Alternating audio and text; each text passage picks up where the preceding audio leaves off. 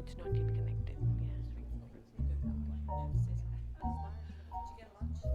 Yeah. Yeah, the place underneath it is very good. I was expecting 10 chefs on. Oh, he's good. He's so nice. He's very nice.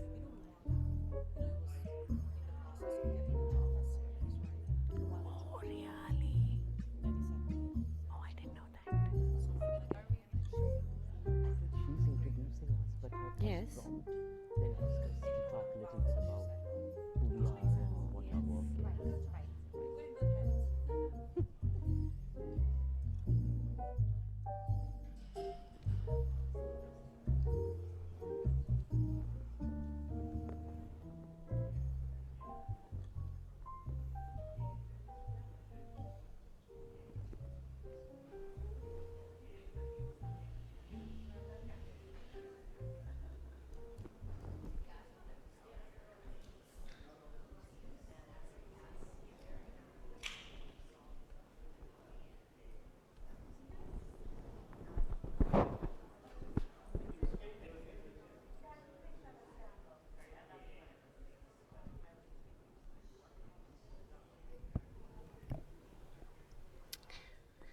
Good afternoon, everybody.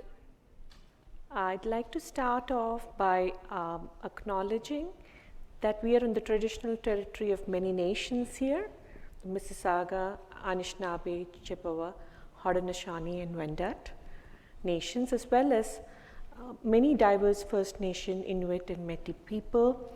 And ICA would like to acknowledge their debt to the nations here and recognize our responsibilities in being guests here, as well as our connections to land and labor and time and space. And we express our sincere gratitude to the ability to visit here and also welcome those from other lands into this space today.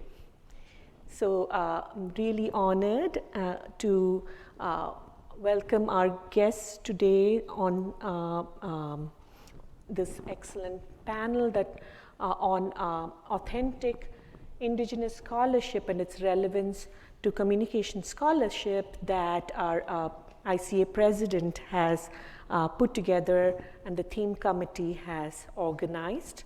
And it's my pleasure to moderate this session, and we have some wonderful speakers here, and my role here is mainly to take care of time and make sure that we have a nice flow of conversations. And my name is Srivi Ramasubramanian, and I'm coming here from the Haudenosaunee Onondaga Nation. I'm not Indigenous, and I'm grateful to be part of this panel, mostly to listen to what our distinguished scholars here have to share.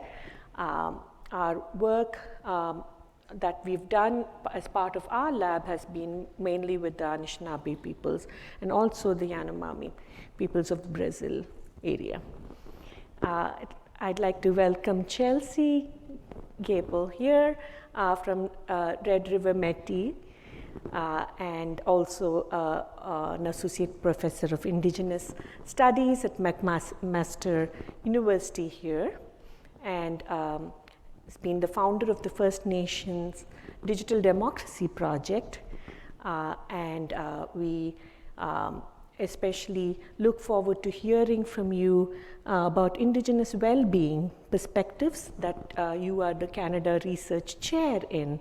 I'm very honored to have you here, Chelsea. And we also have with us Candis Callison, whose research chair is in Indigenous Journalism, and many of you would know her work, her Reckoning, Journalism's Limits and Possibilities, which has been shaking up the journalism field. So thank you for that contribution. She's associate professor in journalism at the University of British Columbia, where she's also part of the Institute for Critical Indigenous Studies. And we're really honored to have you here, Chelsea. And we look forward to hearing from you about like journalistic ethics and also your science and technology background that you bring to this panel. And warm welcome to Melinda Webber of Ngāti Wakau descent, coming here to represent more the Indigenous education perspectives, and serves as professor and deputy dean at University of Auckland. So we look forward to learning more from you on critical and Indigenous methodologies and inclusive curricula from those perspectives. Welcome. And also my dear friend, Mohan Dutta, Dean's Chair, Professor of Communication from Massey University and Director of CARE, the Culture-Centered Approach to Research and Evaluation, a pioneer in our field, especially the culture-centered approach, and has been doing more than 2 decades of ongoing scholarship on Indigenous land struggles, food sovereignty, communicative inequalities, and also a lot of excellent work on decolonizing perspective. And I look forward to hearing more about the ways in which we can bring about structural changes. This is something that's we need to think about methodologies, education, science. There are so many ways in which communication connects with Indigenous scholarship. And so I look forward to listening and the interaction between all of you.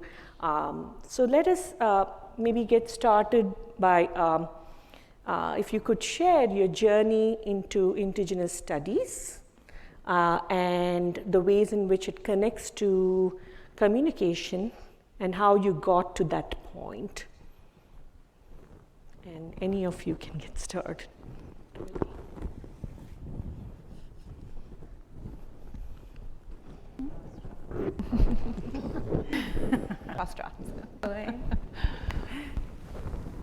All right, I'll go first. Candis Ushe, Talsadan Dedeni, the Otsde, Chiskia, Ezetsai. So my name is Candis. I'm from the Tahltan Nation, and I am a member of the Crow clan. And I am really grateful to be on land that is covered by the dish with one spoon, with the Mississaugas, the Haudenosaunee, the Anishinaabe, Chippewas, and Wendat peoples. And in the city of Takaranto. I hope you guys have all become familiar with the way to say Takaranto. My journey into Indigenous studies, I think, really begins long before I became an academic. I am from a part of this continent that is not well covered by treaties. So 2/3 of the First Nations in British Columbia, where I'm from, do not have treaties with the governments of Canada or British Columbia.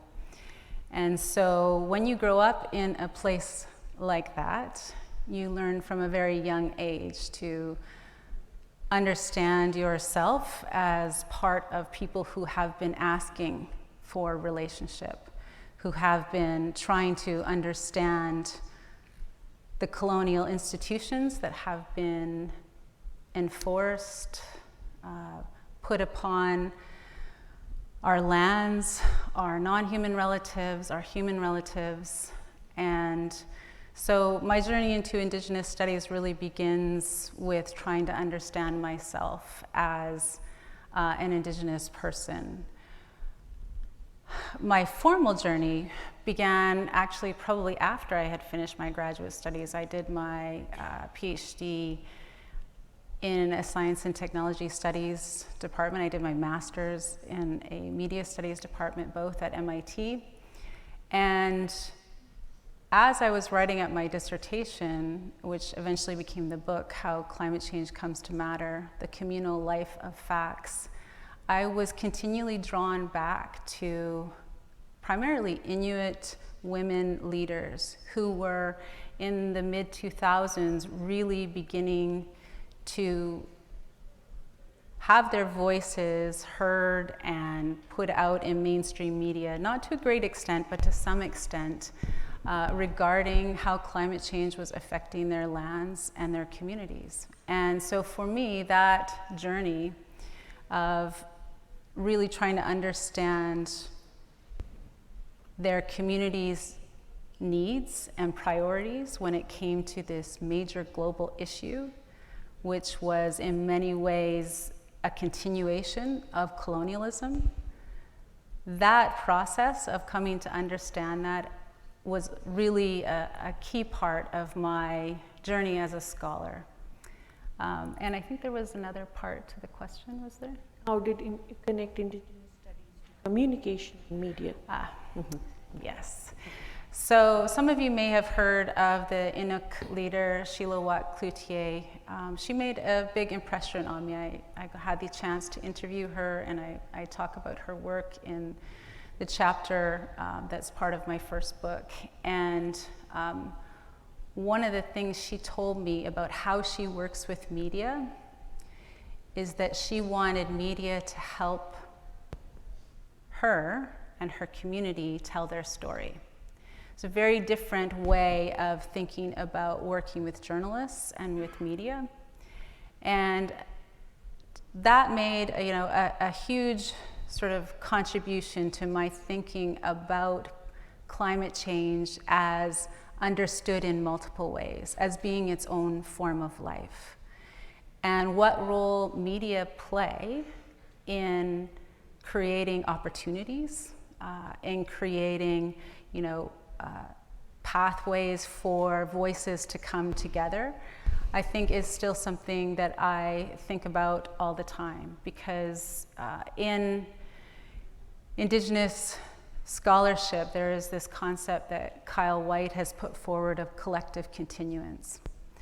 And that is how many Indigenous communities, at least where I'm from, think about how do we keep our community moving forward? How do we support it to tell our story, to help people outside of our community understand how we are continually negotiating with colonial systems and institutions that are not of our making? And ultimately, that's what led me to start thinking about Indigenous journalism in the book I co-wrote with my UBC colleague, Mary Lynn Young. Because Indigenous journalists are continually doing that in their storytelling. They are doing exactly what Shilawat Cloutier described. They are helping communities tell their story, but they're doing so with journalistic tools. So that story of how you negotiate with colonial systems and institutions with long colonial histories, that is always part of the story that Indigenous journalists are telling. And they're also telling stories that talk about our obligations and commitments and relations with our lands, our waters, our non-human relatives. That is always part of our story. And that's not something that often comes up in a lot of mainstream media stories about Indigenous people. And so that is a real contribution that Indigenous journalists make, whether they're working for mainstream media or whether they're working for Indigenous media. Okay, I will stop there. Who's next? Wonderful. This is really extremely interesting to hear about the contributions. Like, it connects to also the ways in which we teach about these things, and we don't include all of these concepts in traditional education system, which I'd love to hear from an education perspective on this from Melissa, what you would love to share on this. Tēnā tātou I te whare, nei aku mihi mata koe atu kia koutou I tēnei rangi. Ngā mihi hoki. Melinda, I'm sorry. Ka mihi hoki ki te tangata whenua o tēnei rohe mai I taku whenua. So greetings to this house, to these lands and to the people of these lands. My mountains, my rivers and my oceans greet yours. And I acknowledge the privilege it is to tread lightly upon this land while I'm here, all the way from Aotearoa, New Zealand. So I am a professor of Māori education in New Zealand with a particular interest in Indigenous research methodologies and in a range of different educational spaces. I was formerly a teacher of 5 and 6 year olds before I came to be at the university, but I've been at the university now for about 23 years working in Māori education. The things that bring me to this space today, I think, is my commitment to telling different stories about Māori and other Indigenous peoples. I've spent most of my career trying to counter the stories that infantilise Māori, that talk about us like we need things done to us. We need to be helped all the time, that erase us, that ridicule us. And I feel like my space in the Academy is to speak back to those stories, to in essence flood the research community with alternative stories, ones that focus on Māori excellence, Māori impact and influence, and the kinds of ways Māori people and other Indigenous peoples work towards collective excellence. So I'm particularly interested in the educational space, in the ways much of the research that is undertaken deficit theorises about our young people and about the ways families participate in educational spaces, and also about the ways teachers commit to the well-being and the educational achievement of young people.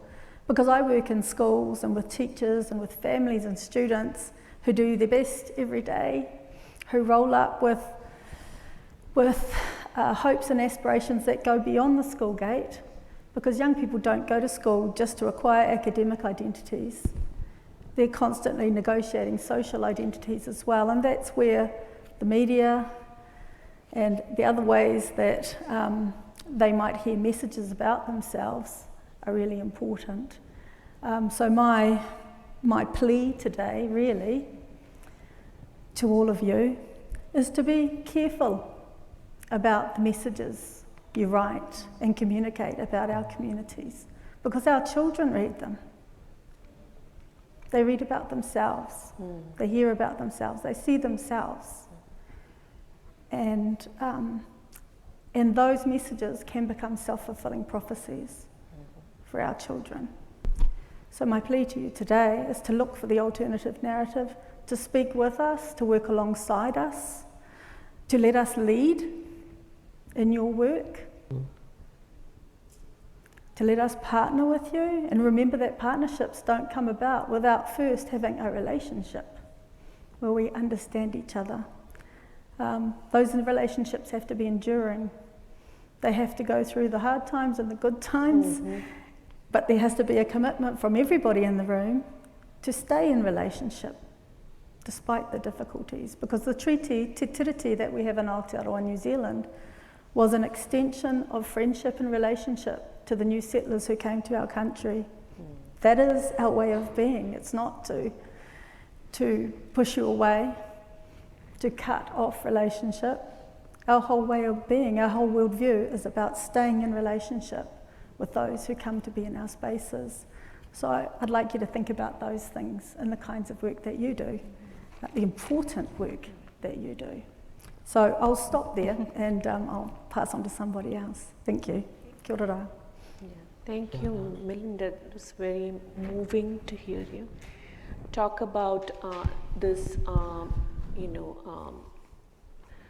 cultural trauma, generational traumas. Especially we are here where very close to this hotel, there's going to be this native residential schools, that 17 schools I think, that they were set up to colonize and basically kill, the spiritual killing, so to speak, through the education space. So schooling and disciplining has been a way in which colonial practices have been used to remove some of the cultural, linguistic wealth that indigenous communities around the world have brought. So, and this kind of is an important aspect in which media plays an important role in informal and formal educational spaces, which means that we have the responsibilities towards indigenous people in terms of their self-reflection and representations in media spaces. And so that was a really important aspect for us to think about. So thank you for that perspective. And this will, I think, leads to thinking about, okay, what is the implications of these for well-being? And I would love to hear,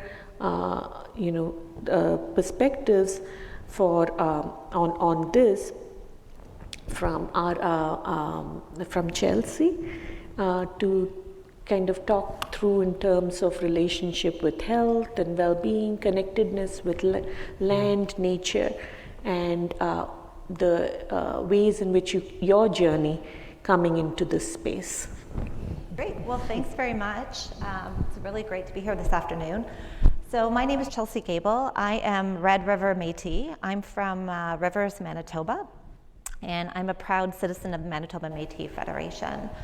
And I will preface this by saying, we were chatting, Melinda and I, a little bit nervous because we're not communication scholars. I'm an Indigenous Studies scholar, although I'm trained in political science, but not in political science. I'm in the Indigenous Studies department with a cross appointment in the Department of Health, Aging and Society at McMaster University in Hamilton, so really not too far from here. When I started my PhD at McMaster many years ago, there were only 2 Indigenous faculty at the entire university, and we're a pretty large, medium to large sized university. And today the Indigenous Studies program, which was one of the longest standing Indigenous Studies programs in the country for over 30 years, we became a department last year. And we now have the largest number of Indigenous faculty of any Indigenous Studies department in Canada. And so I think it's really important, right? Indigenous Studies we're not sort of an area of study, we are a discipline in our own right. And so I think one of the networks that really saved me as a PhD student, grad student really early on, was called the Network Environments for Indigenous Health Research, and it's now a network that I actually run. And as a student, it really got me excited about Indigenous research because this is where I was introduced to other Indigenous faculty, other Indigenous students, and also most importantly as a Métis person and someone who's part of the Métis Nation, other Métis scholars and students. And it's also where I was introduced to community engagement, arts-based research, digital storytelling, photo voice. And this network for me was really life-changing. And so when I started to write my PhD dissertation in political science, as the only Indigenous student in the department, again with no Indigenous faculty, I started to incorporate many of these approaches into my work. And then when I was ready to defend my dissertation, that was back in 2011, my external examiner report came back, and the reviewer clearly did not support community engaged research and certainly didn't agree that Indigenous methods and methodologies should be incorporated into the political science discipline. And so I thought I would just share, I've never shared this actually, but I brought up a little excerpt from the external report, and this was back in 2011. And it reads, I would encourage Ms. Gabel to indicate clearly how the method and research protocol she has chosen to abide by lead to stronger intellectual and analytical gains and constitute a better path to the advancement of knowledge. Although the Tri-Council guidelines and OCAP principles are much praised by their promoters as culturally sensitive and respectful research with Aboriginal people, their imposition is increasingly contested in some quarters by non-Aboriginal researchers as an obstacle to research and the pursuit of truth. The whole issue is steeped in high political and ideological stakes, and it's important that Ms. Gabel's rationale for her methodological choice be formulated strongly, precisely to deflect criticism. So my defense was halted, but fast forward, I did get my PhD, I now run the largest Indigenous mentorship network in the country. It's called the Indigenous Mentorship Network of Ontario, because I don't want Indigenous students to feel abandoned or that there isn't a place for their research and scholarship. The Indigenous Mentorship Network that I run is committed to growing and supporting Indigenous research and training opportunities for Indigenous trainees and researchers across Canada. And I think I share this with you, similar to Melinda, to think about what you're doing as a discipline to support Indigenous students and faculty, and the way that the communications discipline supports and understands other ways of knowing, particularly Indigenous ways of knowing. I'll just leave it at that. Thank you for the work that you've done creating this network. And kind of appalled to see the ways in which pushback happens in even within a committee that knows that this is the topic you're studying and has worked with you with the methodologies.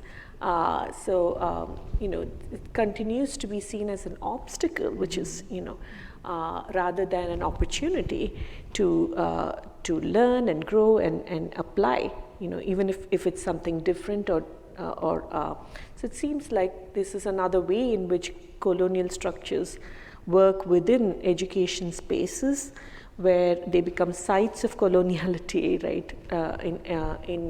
Not just in terms of disciplining the bodies, and but also the knowledge and methodologies. So, so thank you for sharing that, and we value your perspective from the health and aging and Indigenous well-being and methodologies as well. We'll be chatting a little bit on that.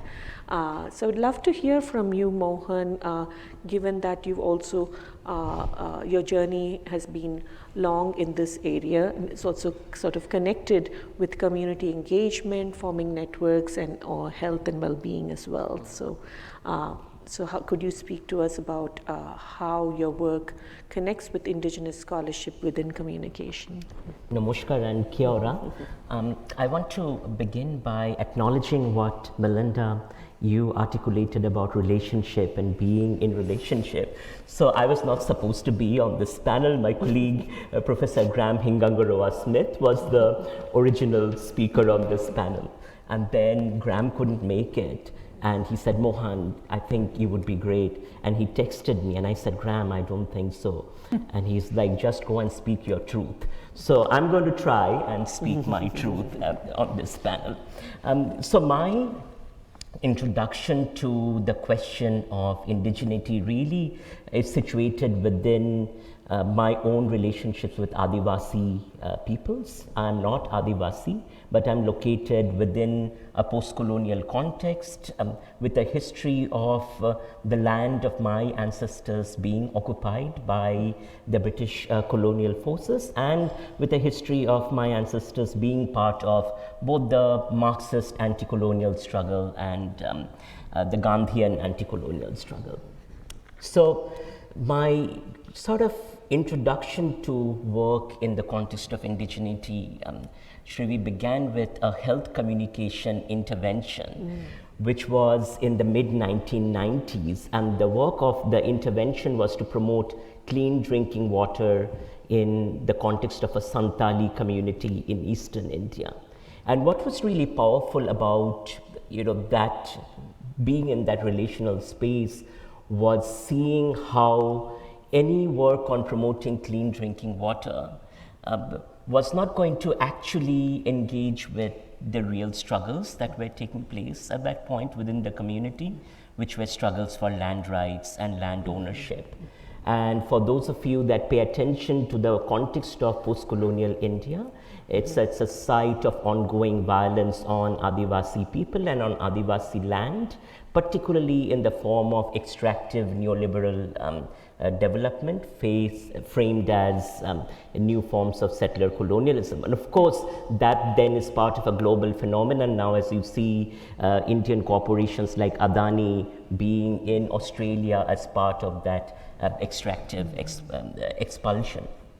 So within that context, Srivi, my work turned to this question of what does it take to co-create voice infrastructures working in solidarity with indigenous peoples. And that, I think, connects to what this panel has been saying in terms of the power of storytelling, but the ownership of stories in the hands of indigenous people. So, one of the earliest pieces of work that emerged out of this is with the Dongriya Kond people in a struggle for the sacred mountain of Niyamgiri that was going to be mined by a British multinational corporation. And in the context of the Niyamgiri struggle, the work was about co-creating those voice infrastructures to be able to tell the stories of the community, of the mountain as sacred, because the dominant narrative was one of indigenous people being in the pathway of development, right? And therefore being the primitive native that actually is stopping development from taking place. So within the context of our ongoing work at CARE in Aotearoa, the question has again turned to this notion of communicative sovereignty and how do we co-create voice infrastructures where communities can tell their stories. So in Fielding, for instance, which is right around where Massey University, the university where I work, is located, we just had a recent local government expansion in the form of climate colonialism. They were going to build a check dam on indigenous land. And again, it was framed as the community getting in the way of climate response that was going to prevent flooding. So the work then turned to how do we co-create these voice infrastructures for the community to tell its story, and that story as a way for rupturing the whiteness of the settler colonial structure. So I guess the question for me, Phoebe, is that how do we continue to resist whiteness, particularly when it seems that whiteness is, as it's smart, it learns the techniques of co-option, right? So it finds ways of turning indigenous political culture and struggle into some kind of cultural essentialism that can be fixed. And then it can say, oh, we are being multicultural and we are adapting and incorporating, while actually the call to incorporation is one of erasure and silencing. Yes, and this is really, you touched upon so many important things in terms of creating the infrastructure, the voice infrastructure, as a way to, tell authentic storytelling. Authenticity is the theme of this conference. So I was curious about, those of you who might have listened in or been part of the conference, if you've heard things here, or what are the ways in which this theme of authenticity is something that connects with your scholarship, or how do you approach authenticity in voice or communication, media representation? I would love to hear from the panel.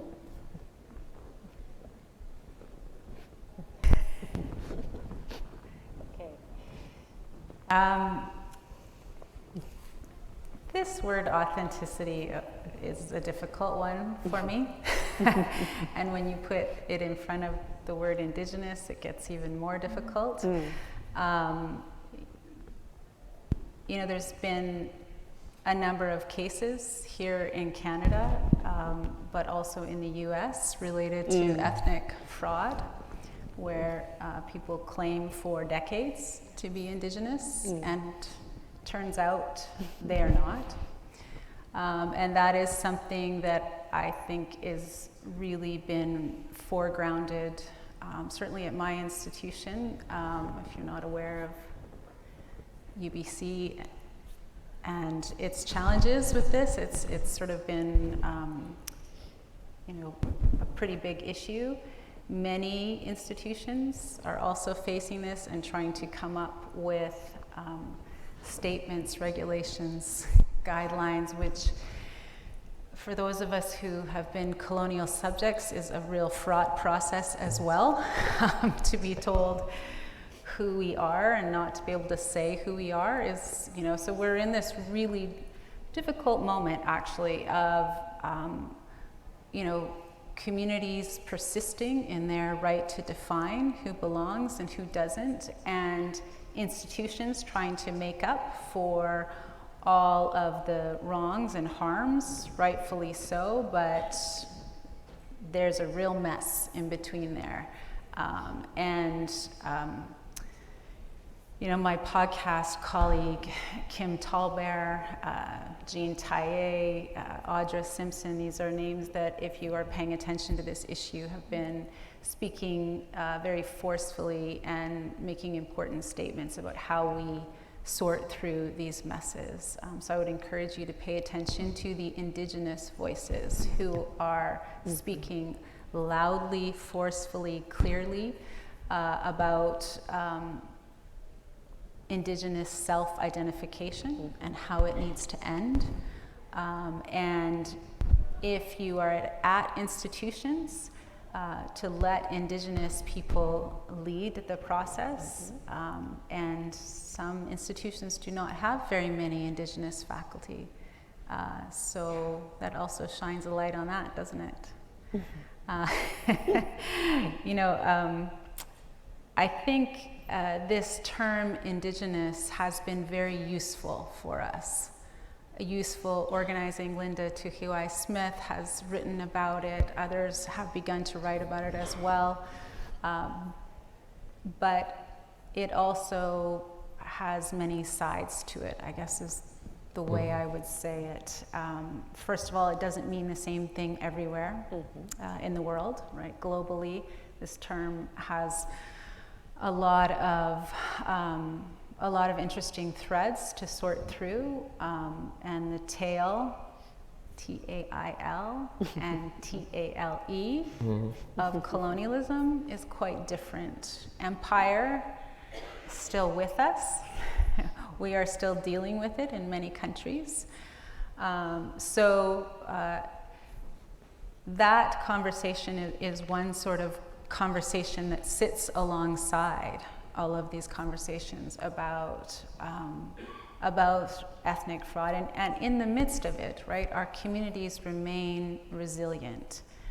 I actively, in my scholarship, have pushed against deficit model thinking about Indigenous people, but it persists in the academy. I mean, this story that Chelsea read of this review, I can tell you some, you know, companion stories, right? About, you know, when I was proposing to research Facebook and First Nations, my reviews said, you know, Indigenous people are not really online. Cue the laughter, right? And then Idle No More happened, and I didn't have to prove that Indigenous people were actively using social media, as they have used every technology and media for self-representation since the beginning of their inception. I mean, that is the story, right? But that's not the story widely heard or understood among communication scholars, and it should be, right? So I think these are the persistent narratives that we not only grapple with in popular culture, in media, but also they still have long tendrils and threads, to use these long metaphors, in the academy as well. And so I think that's something that, as an Indigenous person, I continually fight against. And I'd like you all to join me, right, in that. In Canada specifically, we've had this Truth and Reconciliation Commission, which Srivi alluded to, regarding residential schools here, which were meant to kill the Indian and save the child. That is a direct quote. You can't make this stuff up, right? And now, in the last several years, as I'm sure you are aware because it's made global news, we are finding mass graves of children underneath these schools, and many communities are really struggling with these findings. My father went to a residential school. To understand intergenerational trauma, is to be Indigenous. Certainly, if you have family that have attended these schools. And that's still shocking for a lot of Canadians, that somebody my age has a deep connection to residential schools, right? This is not something that Canadians really understand, despite the Truth and Reconciliation Commission. But since Idle No More and since the TRC, as it's shorthanded here, we have seen some changes in representation. My friend and well-known journalist Tanya Talaga, who we quote in my book with Mary Lynn Young, she actually says, fair and non-racist reporting was difficult to find before the TRC and before Idle No More. So we are at a moment where there are points of inflection and there are changes, but there is still a very long way to go. Maybe I can just add. Yes. So I'm really glad that you brought up the issues around Indigenous identity fraud. Especially, and you noted Kim Tallbear and Audra Simpson and Jean Taye, who've certainly been paving the way.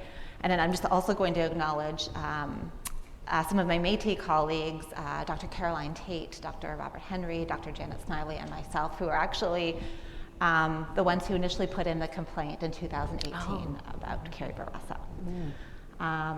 And so I really want to acknowledge all of the work and effort, and it's really led to, and I don't think I talked a lot about my research, which is on Métis identity and intergenerational communication between Métis elders and youth using digital storytelling, and how, what it means to be Métis impacts our health and well-being. And that's primarily the work that I'm currently doing with a number of my colleagues.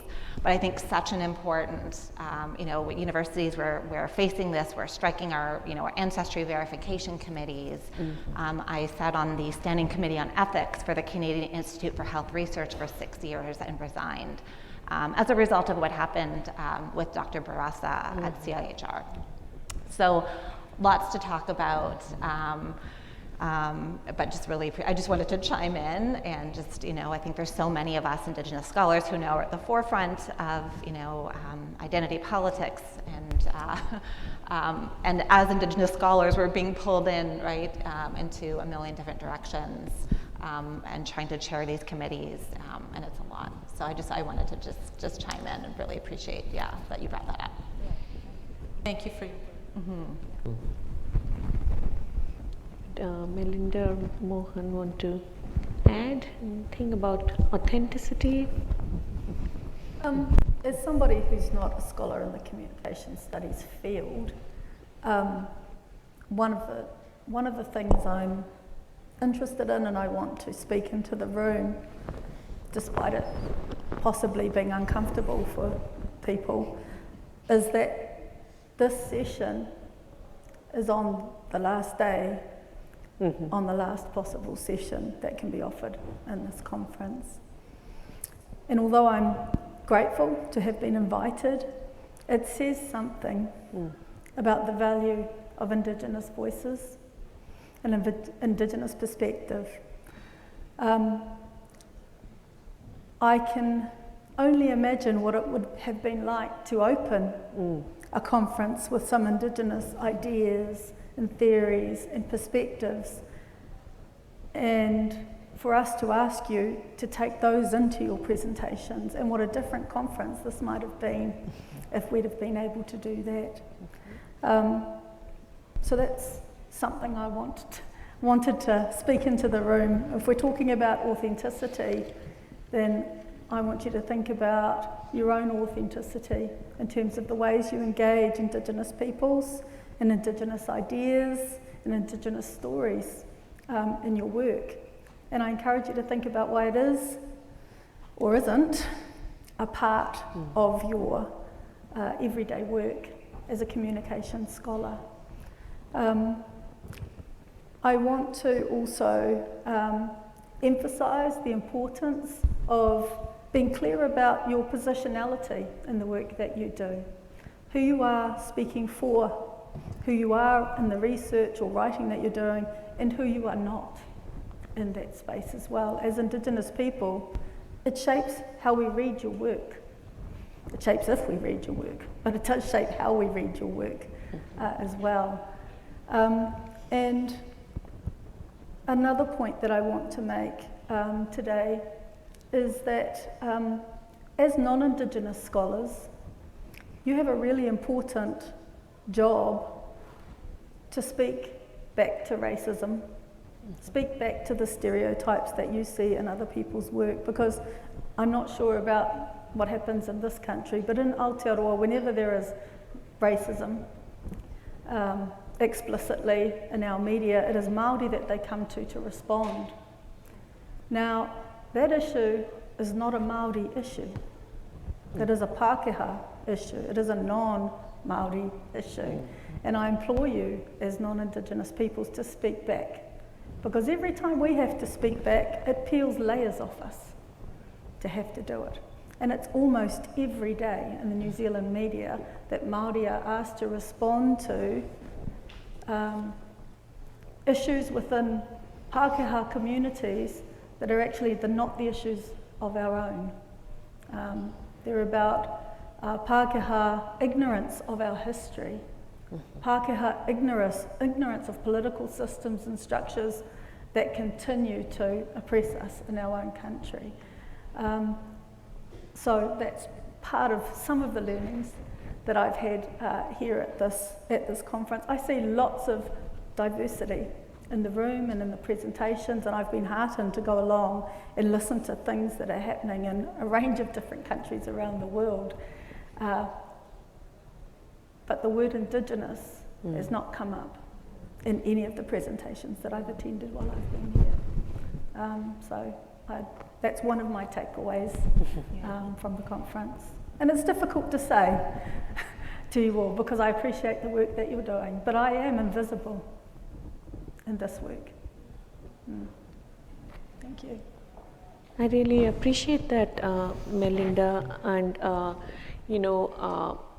one of the ways in which we have to keep working on this, and your provocative question of how it would have been if we had started with the opening plenary, and how the room would look like and how the conference would look like, in that being the starting place, is a really important one, and I hope we as a community, the leaders at ICA, would take that to heart, and also your observation of the ways in which diversity does not take into consideration indigeneity is very pointed and very important to note, despite the fact that we're talking about authenticity as something that is in the title, and despite being in Canada, where there's much more awareness on compared to some of the other locations that we've held this conference. So so really appreciate those observations, and I hope that's an important learning for us, because it's when you're in that space, in your positionality, you could see what is missing very clearly. And the observation about, being clear about your positionality and how you get into this space. And that type of honesty is the authenticity that we look for, right? So that is very important. And thank you for, putting it out there. And we appreciate, you saying that this is very important. And that's structurally, we need to change things so that we can get to the outcomes that we want. It's not going to happen just by accident, right?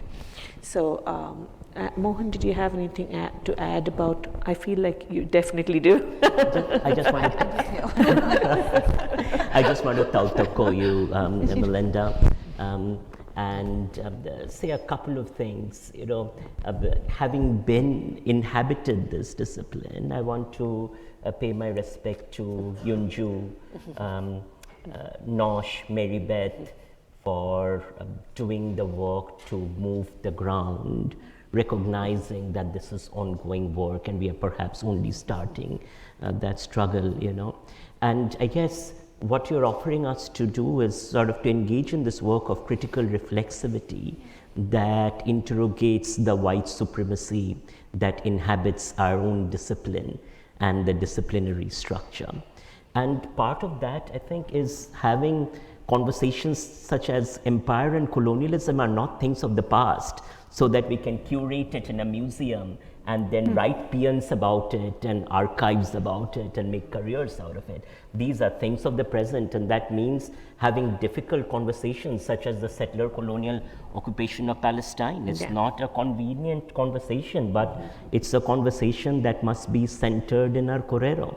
It also perhaps invites us to think through the ways in which the toxic habits of disciplinary practice, such as peer review, promotion and tenure system, what we count as metrics, the way they work. We cannot just tweak the system and say that now we have added this metric A, B, C, and D, and we have decolonized ourselves. And I think about Eve and Tuck, and this notion of decolonization is not a metaphor. It's certainly not our journal articles and syllabi. So what does that mean then, Srivi, in terms of authenticity? To ask the kind of challenge that is being offered to us here.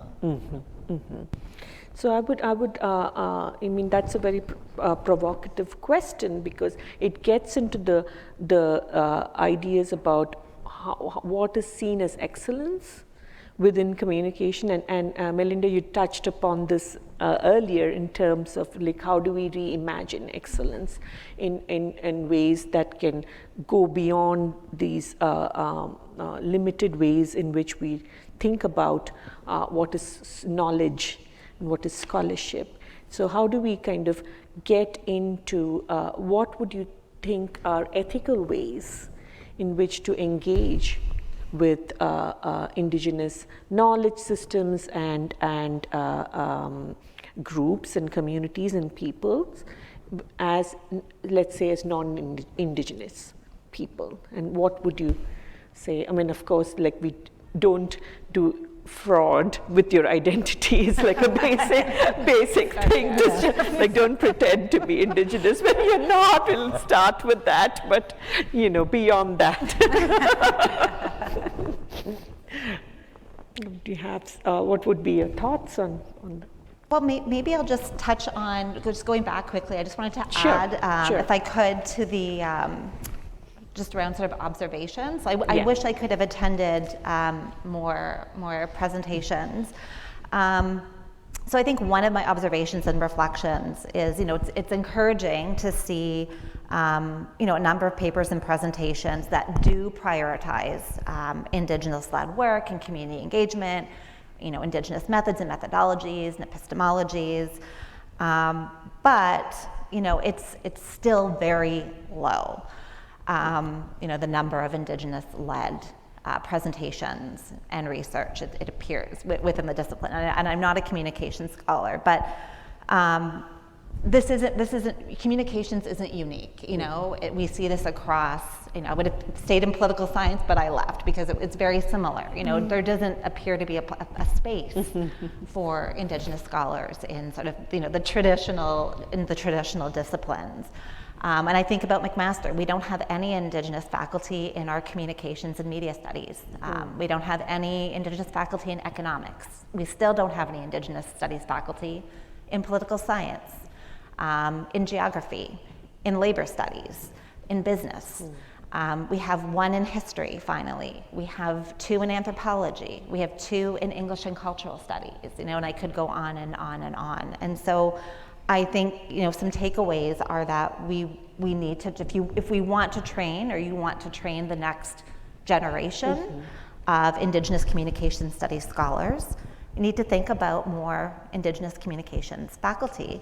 And with that, we also need to recognize that, you know, Indigenous and Western science operate differently. Indigenous knowledge is valid scientific knowledge. You know, and we need to recognize, as we talked about, outputs that go beyond our traditional academic journal articles, and how this is reflected in, you know, our merit review, how it's reflected in the tenure and promotion process. You know, and it's particularly around, you know, what about the impact of creating digital stories and working with our communities, you know, and doing something that's strength-based, community-based, and that's going to benefit, you know, our communities that we're working with. So I just wanted to sort of add that to the last few points, and echo my colleagues. Wonderful. You know, the points are also about, you know, the fact that we are seeing some inclusion, and we're seeing some more of this type of scholarship, and in some ways communication is still, you know, working through a lot of these issues, and so it would be helpful to say, okay, there's more interest now in Indigenous scholarship within communication. But what is a good way to kind of get into this space, engage with this, and what are the principles and value systems, and that can help us grow as a discipline, communication. Yeah. I mean, one of the projects that I did a number of years ago, which was funded by a Social Sciences and Humanities Research Council of Canada knowledge synthesis grant, was to look at journal articles in the humanities and social sciences, and how many of those were actually Indigenous led. How many of those were actually using Indigenous methods and methodologies. And so we found that even though Indigenous research was on the rise, so more and more people are interested in doing Indigenous research, particularly around content and discourse analysis, participatory work and Indigenous led work was on the steep decline, right? And that's really problematic. That's an excellent observation about differences between analyzing discourses versus long-term relationships with communities and in a participatory manner. And that's an excellent observation in terms of where the scholarship is headed, Chelsea.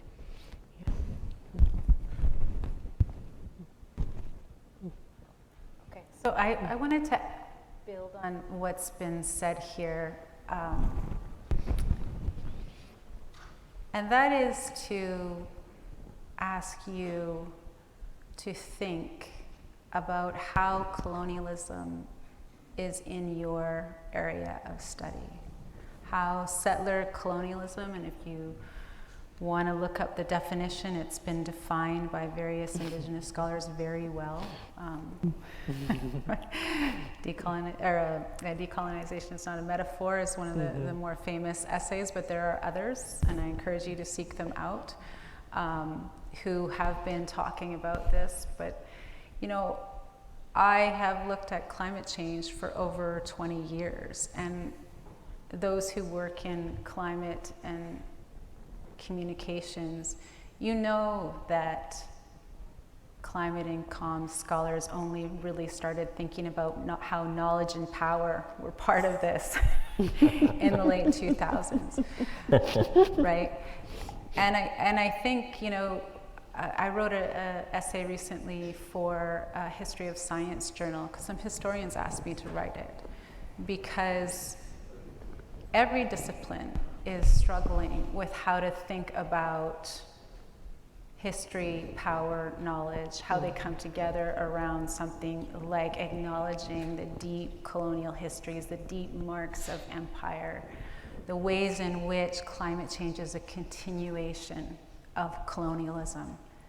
And these are challenges in whatever area you're studying. I had actually a very well-known scholar ask me offhandedly on the way to dinner one night at a different conference, like, what does Indigenous studies have to offer my discipline? I was like, oh good, where do we start? You know, because I think this is the thing that Indigenous studies continually brings to the fore, is contending with this deep history of empire, of colonialism, that is so present in ways that you might not ask if you follow the well-trodden paths in your areas of study. So don't just look to include Indigenous people. Yes, do that. Don't just look to acknowledge Indigenous knowledge, but yes, do that. You know, really look at the way that colonialism is a part of your institution, is a part of your discipline, is a part of the topics that you are studying, because it's there. I guarantee you it's there. Can I add? You know, I was just actually I had jotted down, I was going to say something along these lines, to say that recognize the racist infrastructure of the doctrine of discovery, and how that percolates through the cellular level of our discipline, all the way to our history in the Cold War logic and the imperial agendas of American empire that actually birthed communication as a discipline in that sense. And what does it mean to really reckon, grapple, and try to reconcile? I don't know if we can reconcile that, particularly in the midst of the ongoing colonial occupation of spaces like Iraq, Afghanistan, and the ongoing imperial wars. So that's one. I also go back to, you know, Linda, to who I met this notion that the word research itself is probably one of the dirtiest words in the Indigenous world's vocabulary, I quote, right? So, and that is because of the extractive nature of research as an enterprise, right, that has been deployed historically to steal colonial land. When I think about the history of anthropology as a discipline in colonial India, the anthropologists were actually measuring land and categorizing Indian subjects to help the administration divide and rule. So how do you actually build upon that to build decolonizing register, and connected to that, then how do we build and sustain relationships of authenticity? Like you're saying, it's not a one-off relationship, but it is a long term. And connected to that then is, how do we respond to those relational requests? Because if it is a relationship, you're accountable, I'm accountable to the communities and people I work with. So if there is a land occupation, it is an expectation that I be in the land occupation with my body. So what does it mean to be in an occupation with your body in the context of those sustained habits of relationships? And I guess connected to that is this question of, how do we build practices of resisting white supremacy, not those in the extreme that we can mark as white supremacy, like the Proud Boys and, you know, but the white supremacy of everyday liberalism, you know, that is scripted into how these academic structures are created, and that is felt in the processes of the institutions and disciplinary formations. Yes, you know, within our lab, which focuses on data equity, we've been thinking a lot about, you know, even terms like data extraction, data mining, and, you know, scraping of data or to say there's a gold mine of data, literally, right? And how colonial even just these words are, but so they're used so casually within data sciences, and how that is intersecting a lot with communication scholarship. And also to think about innovation in research as something that's innovative, and thinking about our role in just labeling existing knowledge and giving it some other name, and that is seen as innovation. Or how do we kind of build relationships and kinship and relationship connection with other species. All of these are so key in terms of how we live in this world, but it's something that we don't think about or discuss or bring so directly into our scholarship. So this is really important to also think about the resistances that you talk about, and what are the ways we can build resistances across the globe, and how do we think of the future, and where do you see things going in the future, and how can we shape the future, and what are your hopes for the future, or worries? I know it's a big question.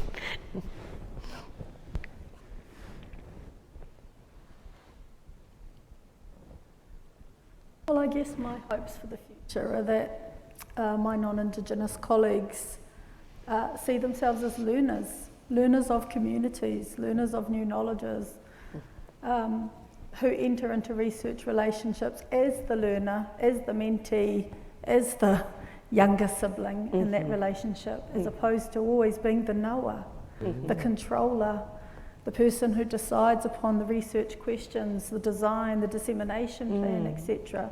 That instead you might see yourself as a learner in that community, that you might be committed to building the capacity of communities at the same time, that you won't be complicit in the silencing and invisibilizing of our ways of knowing and being in the world. Those are the things. When I speak to my own communities about what matters in terms of the research that we do, they talk a lot in Aotearoa, New Zealand, about knowledge translation. In universities, you're all doing this amazing research on us, about us, apparently for us, but you publish it in journals and you don't bring it back to the communities themselves to tell us what we can learn about. You can't, a lot of them are saying, for example, our Māori medium language schools, our children can go to school and right through to university, in fact, and get a PhD in their own language in Aotearoa, New Zealand. But you should be producing materials for our students in Māori medium schools, so that they can understand the world around them, so that they have access to the science around them in the world in their own language. So that would be one of the things that my hopes going forward is for us to think about the way we translate our important research for the communities we say we're serving. So important to bring that research back to the communities. Thank you, that was fabulous. Others who would like to add? I would just echo all of that. I would, stress the importance of community engagement, really understanding the poor research history within our communities, the importance of strength-based approaches and strength-based research. I talk about this a lot in relation to deficit-based work. We don't need all these projects telling us how bad things are. And also distinctions-based work is really important. I often see projects that lump Indigenous all into one. I did a quick search in the program. I was thinking, I wonder if there's any Métis-specific projects that scholars are doing, and there were none. Right, so really understanding, our differences. We're not all the same. Even within Canada, First Nations are different. We're unique, and to really, be able to understand those differences. So, community engagement, strength-based, distinctions-based.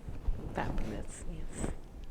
Yeah, I again underscore everything that has been said, and I think it's amazing that we've all not met before. We didn't have our pre-Zoom, and yet we're all still on the same page. So appreciation to my fellow panelists. And thank you for staying. I was taking bets before about whether we'd have more than 10 people, so I'm really glad to see the room full. Thank you to those of you who came with roller bags.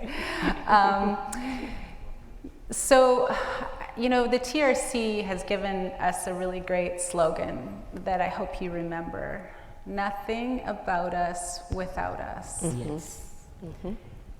And if you remember one thing, I hope that's it. You know, this is an interesting moment where there are Indigenous faculty who are writing and speaking. Avail yourselves of what's out there, of what's been said. Help us build relations with our institutions, you know, between our communities, and recognize the diversity. Indigenous is an analytic, I think, is how one Indigenous academic I know refers to it.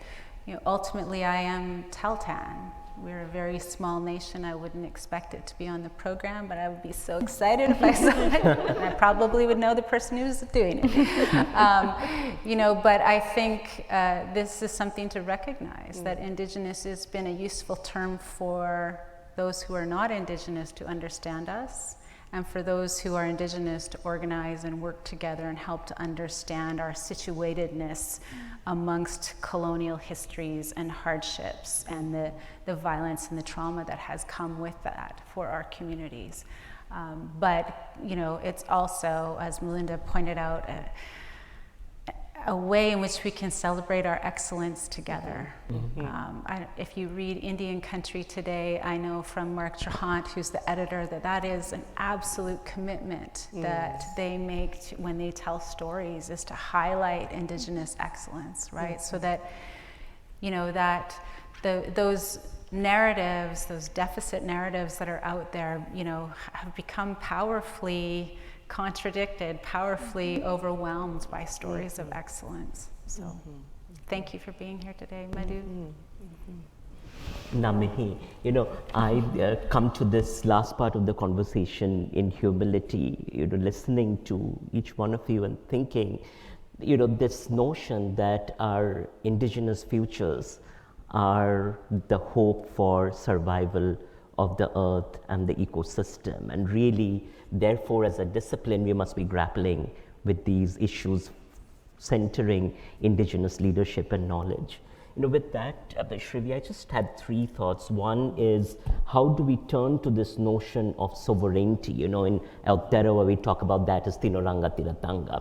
Among Santalis, there is the notion of Indigenous sovereignty that seems to be a thread across Indigenous struggles, and connect that to the notion of communicative sovereignty, the sovereignty of voice, of storytelling, that seems to be so powerful within this infrastructure that we are living in the midst of now, and connected to then inverting the cognitive epistemicide, to quote Shiv Vishwanathan, that has historically been carried out.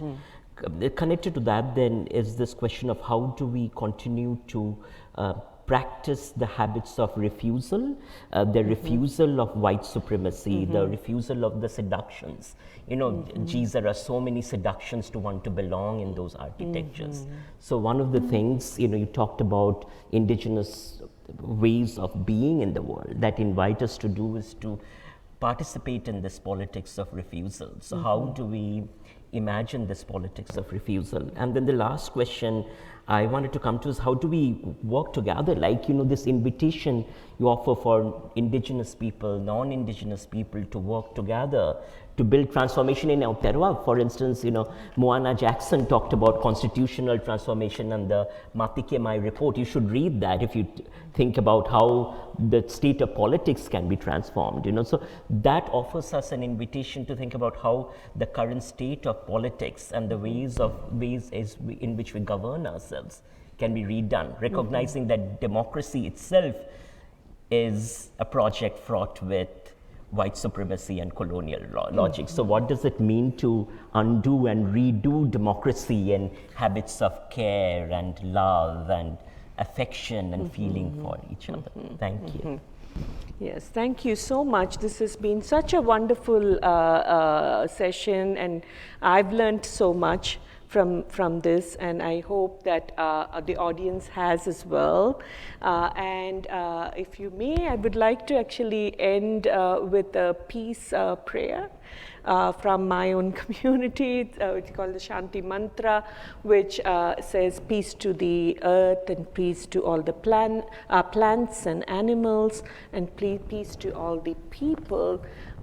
So, Prithvi Shanti Rantarikshakam Shanti Vyo Shanti Aja Shanti Aja Shanti Avantaradisha Shanti Agni Shanti Vayu Shanti Aditya Shanti Chandrama Shanti Nakshatrani Shanti Apachanti Aushadaya Shanti Vanaspataya Shanti Gau Shanti Aja Shanti Ashva Shanti Purusha Shanti Brahma Shanti Vishwa Shanti Shanti Reva Shanti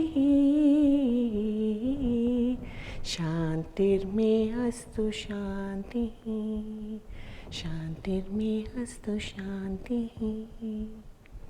Thank you for joining us.